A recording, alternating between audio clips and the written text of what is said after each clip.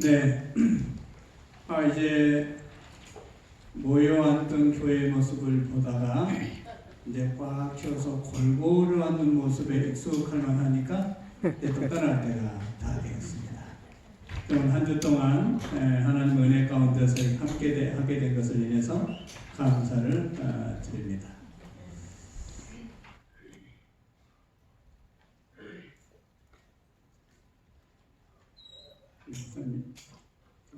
다른 건데.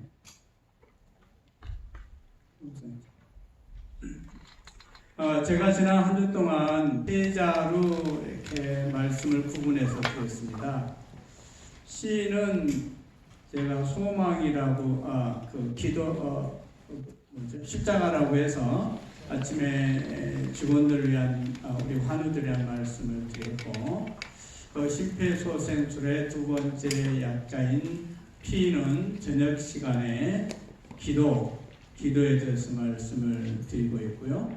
그 다음에 R은 회복이라고 하는 그런 글자의 약자를 삼아서 우리 오전에 우리 직원들을 위한 말씀을 드렸습니다. 새벽에는 주로 십자가와 구원과 회복에 관한 말씀을 드리고, 그 다음에 저녁에는 기도와 기도의 응답, 그리고 오전 직원들을 위해서는 하나님의 꿈으로부터 시작해서 가나안 땅에 들어가기까지 사람을 키우시고 또 만나의 양식을 먹이시고, 그리고 성소를 지어서 교제하는 역사를 함께 기울여 왔습니다. 이제 오늘 이 시간에는 우리가 하나님의 은혜 가운데서 절박함의 기도, 기다림의 신앙, 이런 제목으로 기도에 관한 말씀을 함께 나누고자 합니다. 우리 주님께서는 우리에게 은혜의 손길을 베풀어 주셔서 육적으로도 심폐소생술이 필요합니다. 정말 죽을 수밖에 없는 사람들이 뇌에 산소가 공급이 되는 심폐소생술을 통하여 응급구호대가 왔을 때 회복이 된 많은 역사들이 있습니다. 우리도 영적으로 심폐소생술이 필요하다며, 특별히 중보 기도는 다른 사람을 구원하는데 굉장한 힘이 있습니다. 어떤 소녀가 병들어서 죽게 되었는데 그 소녀가 죽은 다음에 벽에 밑에 보았더니 많은 기도자의 명단이 있었는데 그 기도자의 명단에 있던 사람들은 다 구원을 받았다고 놀라운 역사를 제가 들은 바가 있습니다. 오늘은 기도의 두 번째 시간이고 내일은 세 번째 마지막 시간이 되겠습니다.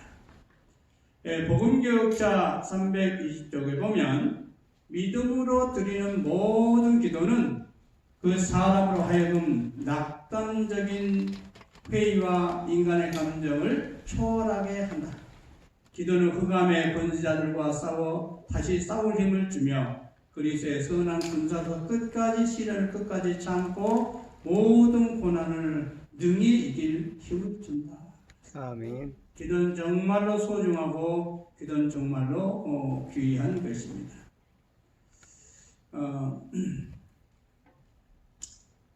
우리 절박함의 신앙 1번 첫 번째를 보면 마가복음 5장 22절로 42절에 있는 말씀인데요. 이 마가복음 5장에는 굉장히 독특하게도 두 가지 사건이 얽혀 있어요. 이게 굉장히 드문 일인데, 즉 12해 동안 혈루증 앓는 여인이 예수를 만나서 치료받기를 바라고요.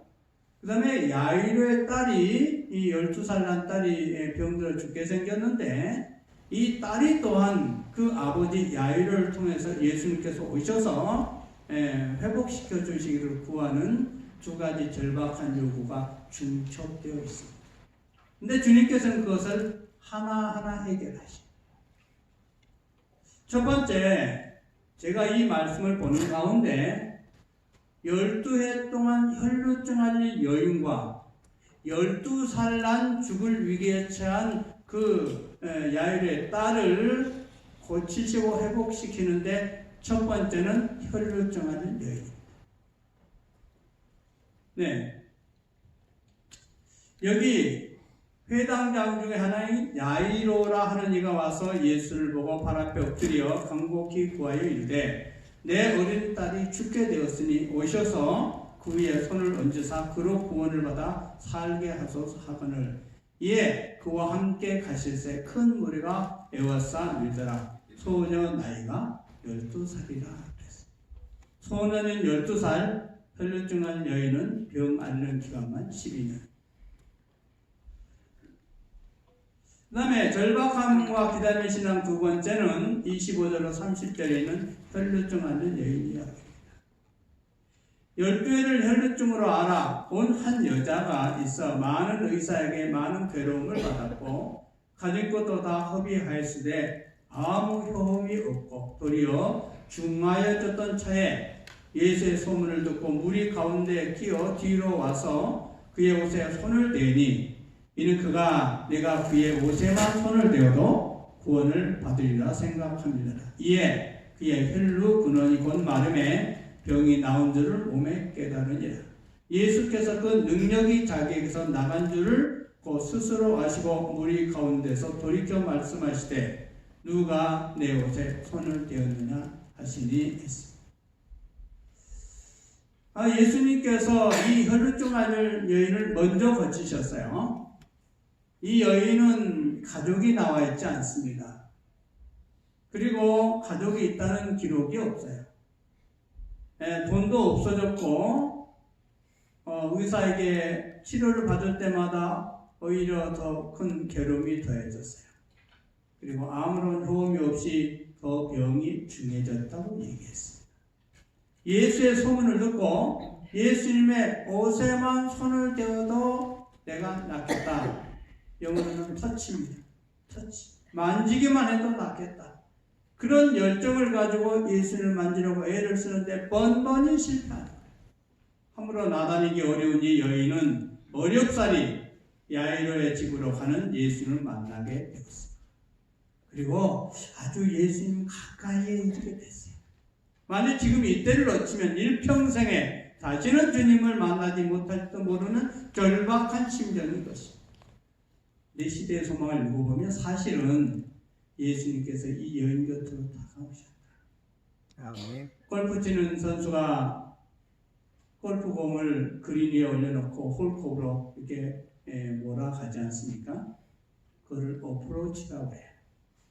이 여인이 주님께 나가가는데 주님께서 다가오셨다.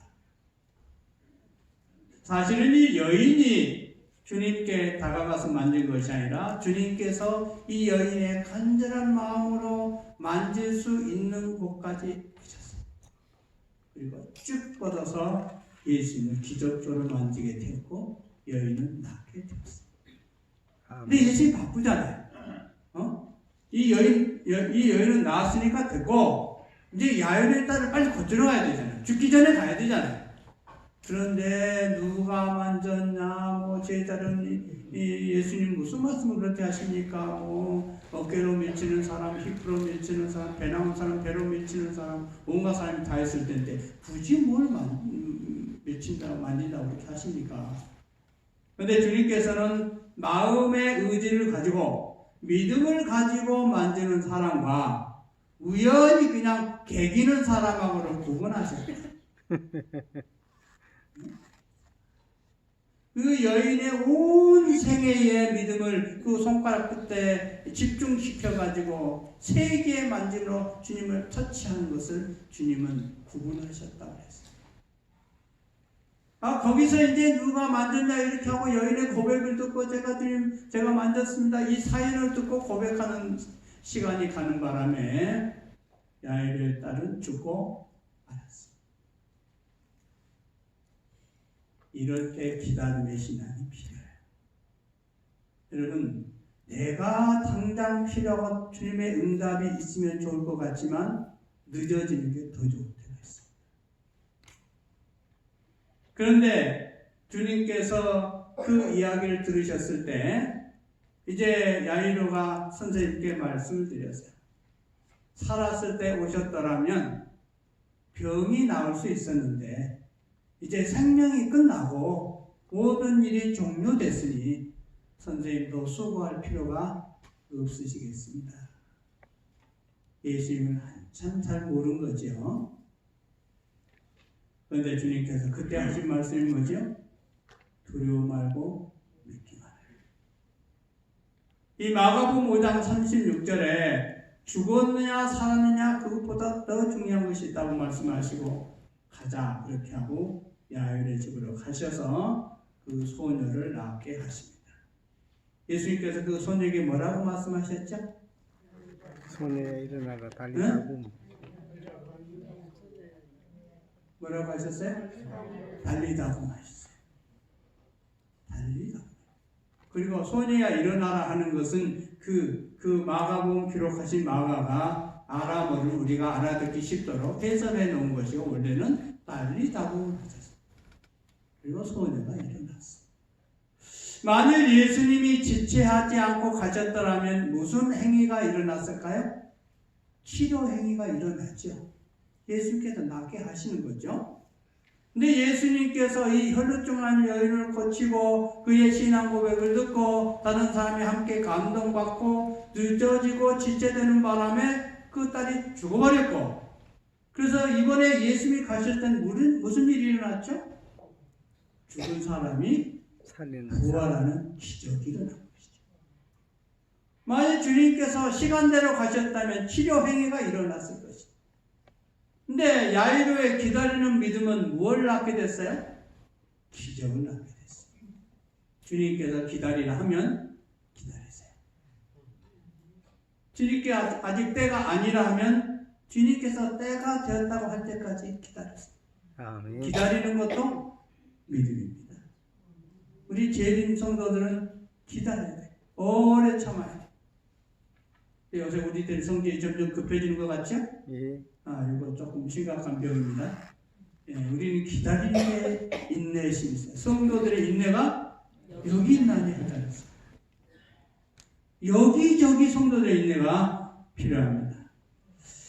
예, 여러분들이 저를 잘 모를 것 같아서 제가 저를 조금 소개를 하도록 하겠습니다. 예, 저는 이자, 병자, 천자 이렇게 씁니다. 보얀나무 이자를 쓰고요. 가운데 글자는 자불병이라고 합니다. 그리고 마지막은 아시는 대로 천자문의 첫자에 나오는 하늘 천자가 되겠습니다. 그래서 제가 이름이 이병천입니다. 이름이 이렇다 보니 충청도 어느 곳에서 이거를 순대에다 붙여가지고 병천 순대가 됐어요. 후배들이 그렇게 충청도 땅에 가다가 막 병천 순대 나오면 목사님 하필 붙일 게 없어서 순대입니까? 이 사람들 허락도 안 받고 붙여버렸어. 그래저래 시비도 많고 탈도 많은 병천입니다. 근데 이 자가 어떻게 된 글자냐? 나무목변에 아들자변이 합쳐져서 오얏나무 이자가 됩니다. 이렇게 되는 거지. 여러분, 나무의 아들이 달렸으면 뭘까요? 이게 십자가가 되겠지. 그래서 저는 십자가 이씨라고 생각을 합니다. 하나님께서 우리 가문을 예수 믿으라고 이렇게 만들어주시지 않았나. 제가 혼자 해석하는 것입니다. 이것도 신학과에 가서 물어보면 곤란합니다. 이렇게 이설을 퍼뜨리는 사람이다 그러면 아주 곤란합니다. 이건 제가 이렇게 풀이를 해본 것입니다. 자골병 하늘천. 그렇게 해서 저는 하나님께서 늘 하늘을 잡고 살아라. 그런데 예수를 믿지 않고 하늘을 잡았더라면 그 허공을 치는 것일 텐데 주님께서 하늘의 소망을 주셨으니 이 또한 감사할 일이 아니겠습니까? 저도 혈루증한 여인만큼이나 또 야이로의 딸만큼이나 간절한 기도의 소망이 있었습니다. 제 인생 진로를 어떻게 하느냐 하는 것이 저의 숙제였어요. 저희 집은 너무 가난했고 저희 시골도 너무 가난했기 때문에 저희 아버지께서 저희 선친께서는 공업고등학교나 상업고등학교로 가라고 했습니다. 그리고 5급 공무원, 지금은 7급인가 9급인가? 그때는 5급이었는데요. 5급 공문을 해가지고 찌질이 가난한 가난을 면하고 제발 내 아들은 지게지지 않고 살았으면 좋겠다. 이런 소박한 꿈이 있어서 공부나 상고를 가라고 하셨습니다. 제가 대학을 진학을 하겠다고 우기니까 교육대학을 가라 했습니다. 그때는 2년제였고 15만 원 정도면 졸업을 할 수가 있었어요. 그런데 제가 삼육대학을 가고 싶은 꿈이 있는데 고민이 많았어요. 아버지는 삼육대학 가면 등록금 대주지 않겠다 했어요. 차라리 교육대학이고 삼육대학이고 뭐 그런 신경 쓰지 말고 취직하겠다 하면 제주도 시계방에 취직시켜주겠다고 약속도 하셨어요. 네, 저는 삼육대학 가고 싶은 꿈이 있는데 고민이 많이 되었어요. 한편으로는 만일 내가 교대를 가면 등록금을 다 대준다고 2년이면 되고 벽지 근무하면 군대를 안 가도 된다 했어요. 이것저것 이득이 많은 것이죠. 근데 삼육대학을 가면 등록금을 안 대주고 4년 다 내두고 군대 3년 갔다 해야 되고 이거 이만저만 세월이 많이 필요한 것이 아닙니다. 그래서 고민이 된 거예요. 그래서 선생님들에게 편지를 보냈습니다.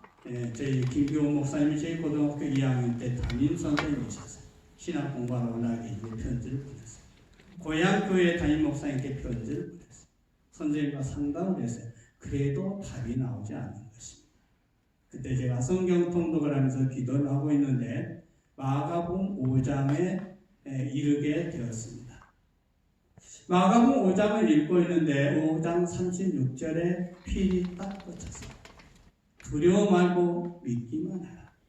제가 마가복음을 여러 번 읽었음에도 불구하고 이 말씀이 나에게 하는 말씀이라고 생각해 본 적이 없습니다. 이 말씀은 누구에게 한 거예요? 야외로에게 한 거예요. 근데 내가 절박한 마음으로 제가 진로를 어디로 갈까요?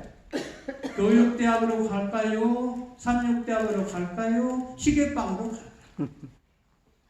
고민이 됩니다. 이리 가면 좀 편한 길이고 이리 가면 좀 어려운 길인데 한편 생각하면 편한 길로 가고 싶기도 하고 한편 생각하면 믿음의 길로 가고 싶어서 갈피를 못 잡겠습니다. 어찌하옵니까? 그럴 때 마가복음 5장 36에 두려워 말고 믿기만 하라.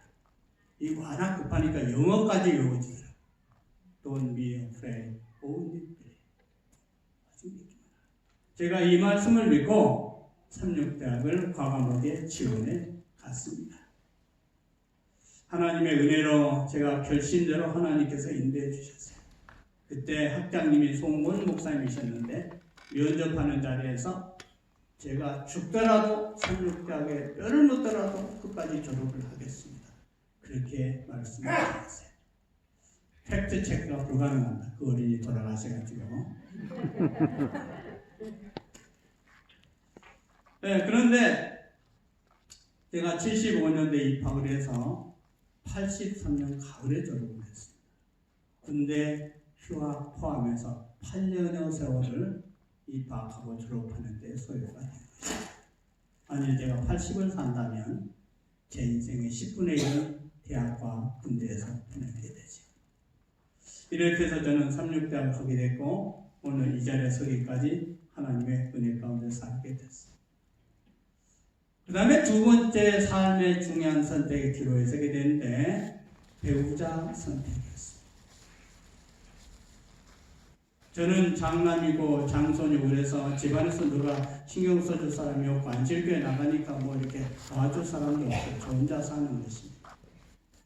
그래도 제가 연애는 열심히 했어요. 6번 정도 시간을 했습니다. 그래서 가만히 보니까 뭐 6번 정도 연애를 했어요.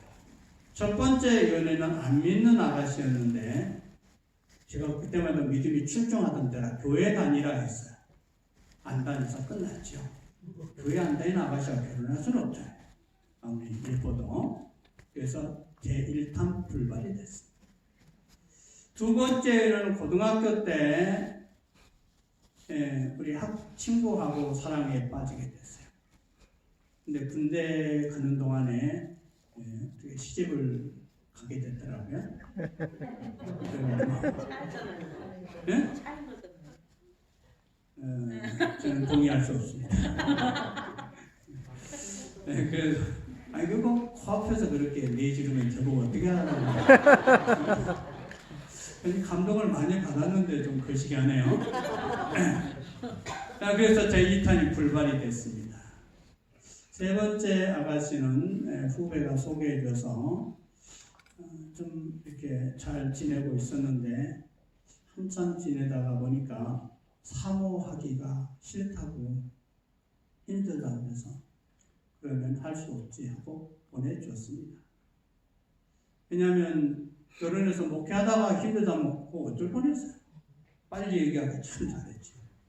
고맙게 생각하고 제 3탄 불발이 됐습니다. 네 번째 연애는 교제하다가 끝났어요. 별로 이렇게 볼만한 게 없어서 그랬던 것 같습니다. 얼짱도 아니고 몸짱도 아니고 재정 있는 것도 아니고 저희 집안에 집사 한 사람도 없었으니까 백도 없지요. 아무것도 없어요. 그래서 아프지 않게 끝났습니다. 다섯 번째 연애는 대학 때 축제 때 만난 선배인데 참 멋있게 생기시고 교양 있는 분이셨는데 그냥 파티 때 그냥 파트너 해주신 걸로만 만족하고 감히 사랑한다는 말도 못 해본 채 그렇게 어쩌면 위대한 삶이 됐을지도 모르는 그 시가 지나갔어요. 왜 이렇게 생각하느냐면 제가 군대 갔다 와서 3년대학원 때 그 선배를 만났어요. 그랬더니 이름을 기억하고 있는 거예요. 병찬 씨. 근데 저는 그분을 기억하지 못하고 그래서 그때 조금 대시를 해보려고 하는 생각이 몇십 년이 지났는데도 남아있네요. 어쩌면 좋을까요? 네, 여러분 상담 잘하시니까 좀 도와주시기 바랍니다. 그렇다고 저희 집사람한테 이런 일이 있었다고 얘기하시면 곤란합니다. 여섯 번째 연애는 교회 아가씨인데 낚일 뻔했어요. 제가 이 아가씨가 친구가 이렇게 남자친구 만나서 사귀니까 나도 남자친구 사귈 수 있어 하고 저를 찍은 거예요. 제가 걸렸다가 간신히 벗어나서 오늘의 일이 됐어요. 이런저런 사연이 있었는데도 사모될 사람을 구하지 못하고 나이 30이 다 됐습니다. 예수님은 30대 인류를 구원하겠다고 나서셨다는데 나는 지금 짝꿍 하나 못 구해가지고 이렇게 신세가 어렵게 됐습니다. 이제 가난한 진학생이지 얼짱도 몸짱도 아니지 아르바이트를 하고 있는데요. 그 학교 교원에 낙엽 쓸고 청소하죠. 교육실에 칠판 닦고 청소하죠. 그러면 누가 프로포즈를 하겠습니까? 배경도 없고 대책도 없고 그런 상태가 됐는데요. 이게 스가랴 4장 6절에 보니까 이는 뭐로 되지 아니하고 힘으로 되지 아니하고 능으로 되지 아니하고 나의 모든 힘으로 되느니라. 이거 이번 교과에 나오는 거거든요. 그런데 하나님에게는 예루살렘 성전을 중건하는 것이 힘으로 되지 않고 능으로 되지 않는 것이라고 했는데 저는 배우자 구하는 것이 힘으로도 되지 않고 능으로도 되지 않다.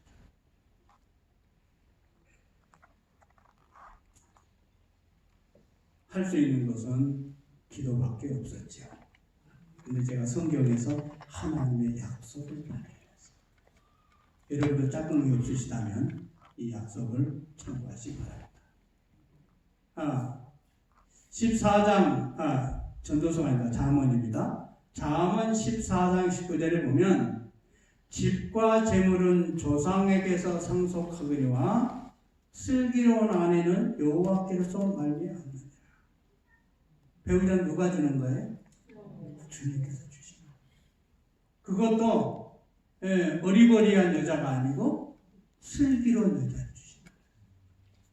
제가 이 말씀을 읽고 제가 불이 수택 지금의 토평교회 전신이었는데 천막교회에서 학생교사라고 했었는데요. 새벽마다 그 광숙전 뚝방가에 가서 기도를 했어요.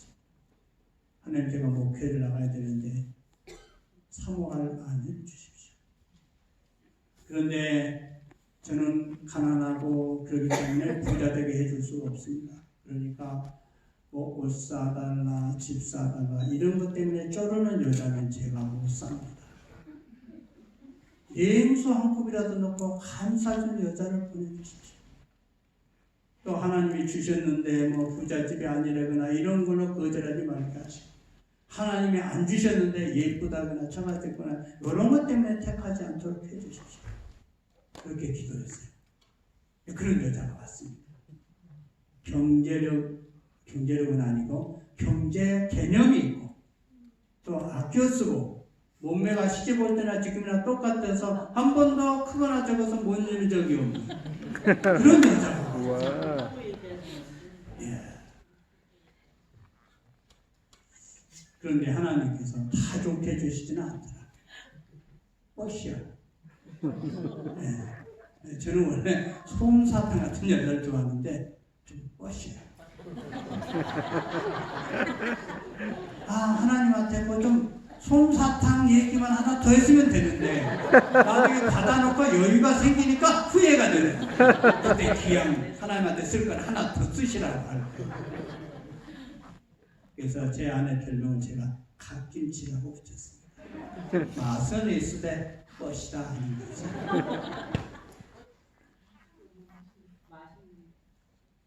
그렇게 해서 저희가 36년을 살았습니다. 13,153일. 하나님의 은혜로 이제까지 빚을 지지 않고 두 자녀 교육을 시키고 또 35년 동안 시어머니 모시고 세 동생 출가시키고 그렇게 살아갔어요. 쎄도 보통 쎄냐. 보통 부부싸움하면 여자들이 친정을 하고 이렇게 나가잖아요. 안 나가요. 나보고 나가라. 내가 이불 해왔지, 장롱 해왔지, 구두 해왔지, 책상 해왔지, 당신이 뭘 해왔다고 나보고 나가래. 당신이 나가. 하고 신혼초에 한번 나갔잖아요, 제가. 나갔는데 뭐 지금까지 찜질방 있는 것도 아니고 뭐 갈 데가 어디 있습니까? 그래서 태경을 먹으러 갔죠. 그때가 여름이라 얼마나 모기가 많은지 한참 버티다가 아이고 모기한테 물려 죽느니 마누라한테 뜯기는 게 낫겠다고 들어갔죠. 들어가서 아이고 모기 때문에 견딜 수 없어서 온 거야? 내 오고 싶어서 온 거 아니야? 모기 때문에 가정이 해체되지 않고 살게 됐습니다. 저는 그 모기도 하나님께서 창조하신 줄 믿습니다. 이제 은퇴가 1년 반 남았는데요. 하나님께서 아담하게 살만한 집도 주시고 어머니도 여동생 집 곁에 원룸모도 따로 살게 해주시고 그 다음에 아들도 현재 그 애정전선이 형성돼가지고 장가할 준비하고요. 딸도 시집까지 잘 살고 있기 때문에 저는 은퇴할 준비가 끝났다고 봅니다. 하나님께서 이 모든 것을 준비해 주셨어요. 이제 하나님의 말씀을 좀 정리하고자 합니다. 성경에는 또 우리 신앙에는 보이는 약속이 있습니다. 내 옆에서 하나님 잘 믿고 잘 되는 사람이 있어요. 저는 그게 하나님의 약속이라고 생각합니다. 잘 믿으면 복을 받아요. 두 번째로는 성경의 약속이 있습니다. 어떤 분은 성경에 3,500개의 약속이 있다. 어떤 분은 4,000개가 있다고. 구하라 그러면 주실 것이고 이런 거예요. 지혜가 부족한 자에게 지혜를 주겠다. 이런 모든 게 약속이라고 했어요. 또 예언의 신에 보면 계명이 약속이라고 했습니다. 시대의 소망과 뭐 교육 여러 것을 보면 하나님의 명령은 하나의 약속이다 이렇게 얘기했어요. 그걸 몇 가지 보겠습니다. 첫째, 약속이 약속이다. 이 말은 성경에는 약속이 있지 않습니까? 그 뭐 제가 말씀대로 구하라 그러면 주실 것이요. 이런 하나님께서 분명하게 약속을 해주신 약속의 말씀이 성경에 수천 개가 있다. 제가 기도할 때 뭘 위해서 기도했다고 그랬죠? 슬기로운 아내는 여호와께서 말미암으니라. 잠언 14장 19절 말씀이라고 했죠. 그런 약속들이 성경에 수천 개가 있다. 그것은 우리가 즉시 활용할 수 있는 약속입니다. 두 번째는 명령의 약속이라고 했어요. 교육 126쪽에 보면 하나님이 하시는 모든 명령은 하나의 약속이다 그랬어요. 또 시대소망 369쪽에 보면 예수의 명령은 일종의 약속이다. 여기는 다 a promise인데요. 하나는 하나의 약속이라고 일종의 같은 뜻이 되겠습니다. 그래서 저는 교육 페이지보다는 시대소망이 좀 잘 외워져가지고 소망 369, 소망 369 해가지고 예수의 명령은 일종의 약속이다. 이걸 기억하고 있습니다. 내 부모를 공경하라. 그 명령이잖아요. 근데 그 명령을 따라 살면 우리에게 약속처럼 우리에게 복이 온다고 하는 것입니다. 안식일을 기억하여 거룩히 지키라. 이거는 명령이잖아요. 우리가 이 명령대로 살면 그 우리 하나님께서 우리에게 주신 축복의 약속이 된다고 하는 것입니다. 그래서 명령을 따라 사는 것이 중요하다. 시대소망 369쪽의 배경은 뭐냐면 5,000명 먹이실 때 이렇게 명령하셨잖아요. 너희가 먹을 것을 주어라. 그러니까 그 먹을 것이 누구에게서 나왔어요? 예수님에게서 나왔어요. 그러니까 우리가 우리 눈으로 보기에 불가능한 약속이라도 우리가 주의 명령을 순종하고자 하면 주께서 먹을 것을 주어라 했으면 줄 것을 주신다. 그 말이에요. 그래서 명령은 약속이다. 그 백그라운드가 그렇게 되어 있습니다. 또 기도가 약속입니다. 기도가 약속이에요. 상상보은 118쪽에 보면 우리를 시험에 들게 하지 마옵시고라는 기도는 그 자체가 하나의 약속이다.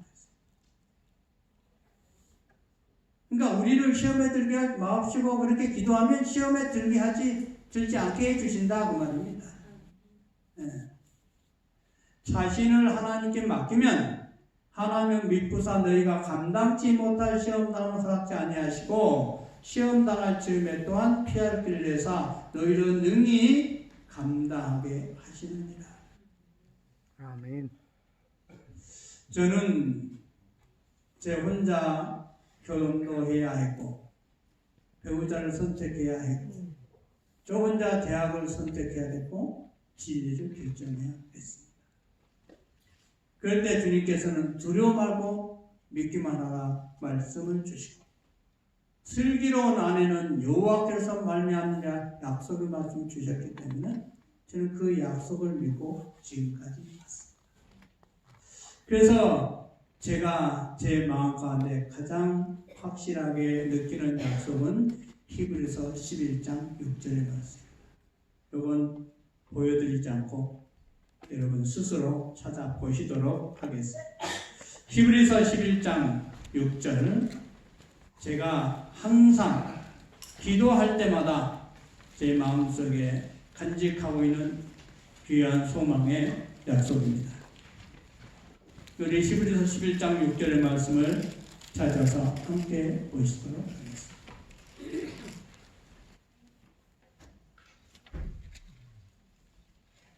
찾으셨죠? 함께 읽겠습니다. 시작. 믿음이 없이는 하나님을 기쁘시게 하지 못하나니 하나님께 나아가는 자는 반드시 그가 계신 것과 또한 그가 자기를 찾는 자들에게 상 주시는 이심을 믿어야 합니다. 하나님이 계시다고 한 것을 믿으셔야 합니다. 나에게 좋은 일이 있든 어려운 일이 있든 형편이 점점 좋아지든 형편이 점점 나빠지든 우리 주님께서 우리 곁에 함께 계시다고 하는 것을 믿으셔야 합니다. 그리고 우리가 하나님께 구하면 주께서는 어찌 되었든지 간에 가장 좋은 것을 우리에게 주시려고 하신다고 하는 것을 기억하셔야 합니다. 제가 춘천종합교회 간 것은 제 뜻으로 간 것이 아닙니다. 교회에 어려운 일이 있어서 제가 긴급하게 가게 된 것입니다. 그때 몇 사람들이 염려를 많이 했다고 해요. 저분이 와서 뭘 어떻게 할 수 있을까? 그건 나중에 들은 이야기입니다. 어떤 분들이 염려를 해서 제가 그렇게 말씀드렸습니다. 30년 이상을 저와 함께 하신 하나님이 제 일생에 지금 춘천교회에서 만난 어려움보다 더 큰 어려움을 주신 일이 없다고 말할 수는 없습니다. 나는 하나님의 교회를 당신이 나보다 훨씬 더 사랑하신다고 믿습니다. 그렇기 때문에 하나님께서 당신 교회를 치료하실 것이고 도와주실 것이라고 믿습니다. 100% 치료되어서 그 불신의 바이러스와 고통의 상처가 다 사라졌다고 할 수는 없지만 이제는 평강 가운데 교회가 차지하게 됐고 작년에는 1억 6,500만 원의 11조로서 역대 최고액을 기록한 바가 있습니다. 11조가 대단한 기록은 아니겠으나 그러나 어느 정도 난리가 평정되었다고 하는 외적인 신호가 아닌가 그렇게 생각을 합니다. 저는 여기 우리 시대의 소망에 있는 제가 크게 위로와 용기를 받았던 말씀, 맹인이셨던 박상인 목사님께서 제가 영월교회 심호할 때 강사님으로 오셔서 주신 말씀이에요. 눈을 못 보신 분이 아무것도 손에 들지 않고 강단에 오셔서 모든 걸 다 외워가지고 말씀을 하는 중에 이 말씀이 있었습니다. 시대소망 483쪽에 있는 말씀입니다. 우리에게는 모든 시련을 통하여 결코 실패하지 않는 조력자가 계신다. 그분께서는 우리가 홀로 유혹과 싸우고 악과 맞서 투쟁하다가 마침내 괴로움과 슬픔에 압도되도록 버려두지 않으시다. 지금은 비록 그분께서 인간의 안목에서 숨겨져 있을지라도 믿음의 귀는 두려움하나 내가 너와 함께 있느니라고 말씀하시는 그분의 음성을 들을 수 있다. 그 사람자라 내가 전에 죽었었노라 볼지다 이제 세세토록 살아있어. 나는 그대의 슬픔을 견디었으며 그대의 투쟁을 경험하였으며 그대와 같은 유혹을 당하였다. 나는 그대의 눈물을 안다. 나도 역시 울었다. 인간의 귀로 차마 들을 수 없는 극한 슬픔을 나는 안다. 그대는 고독하고 버림을 받았다고 생각지 마라. 그대의 고통이 세상에 있는 어떤 사람의 심금도 울리지 못할지라도 나를 바라보고 살아라.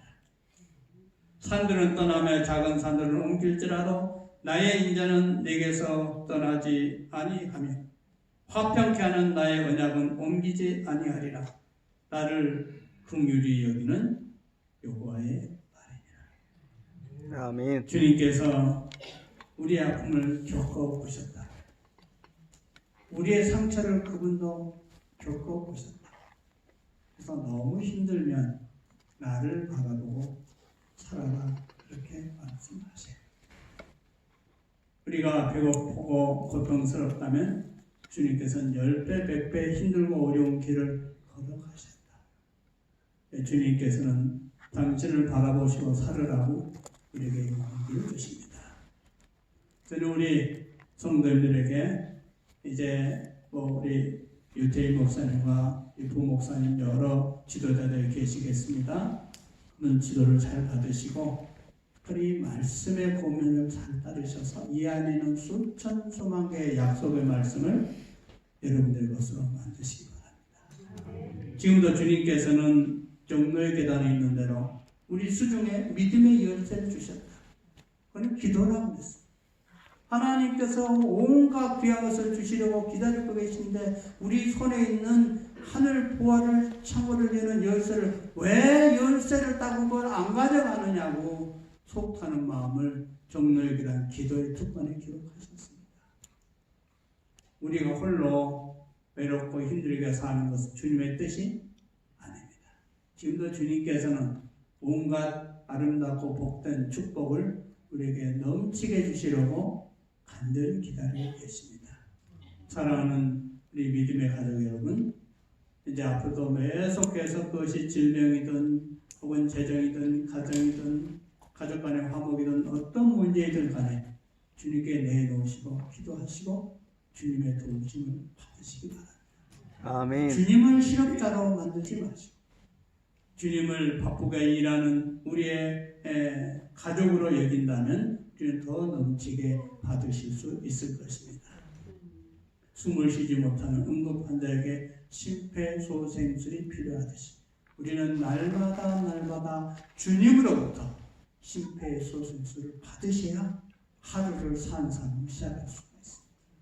또 하루가 마감되었을 때 우리가 정말로 영적으로 살아있는 사람이 되기 위하여는 기도로 그리고 십자가의 은혜로 또 주님의 회복시키시는 소망의 말씀으로 우리가 매일매일 CPR을 하셔야 합니다.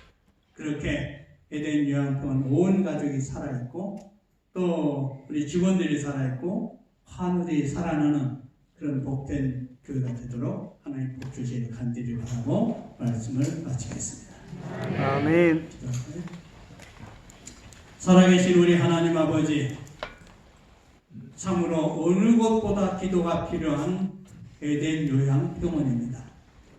어느 때보다 기도가 필요한 말세에 사는 죄 사랑하는 성도들입니다. 살아계신 아버지, 숨을 쉬지 못하고 의식이 없는 환자에게 심폐소생술이 필요하듯이 시험과 환난이 많고 재난과 역경이 많고 우리를 유혹하는 시험이 주변에 넘치게 많아진 이때에 우리에게는 영적 심폐소생술이 필요합니다. 아버지 하나님, 저희로 하여금 기도하게 하시고 하늘의 소망이 우리 심령을 가득하게 하시고 십자가의 은혜가 매일 우리 삶을 감싸게 하여 주시옵소서. 아멘. 이번 한 주 동안 나는 우리의 말씀이 우리의 삶에 뿌리를 내리게 하시고 우리의 모든 활동에 힘을 더하는 삶이 되도록 인도하여 주시옵소서. 아멘. 다음 없는 주의 크신 은혜가 에덴 요양병원의 원장님과 원목님 그리고 모든 직원, 모든 가족들, 모든 환우들과 모든 방문하신 우리 가족들에게 이제부터 영원까지 충만히 역사하여 주시옵소서. 우리를 위한 구세주 예수님의 이름으로 간절히 기도드리옵나이다. 아멘. 아멘.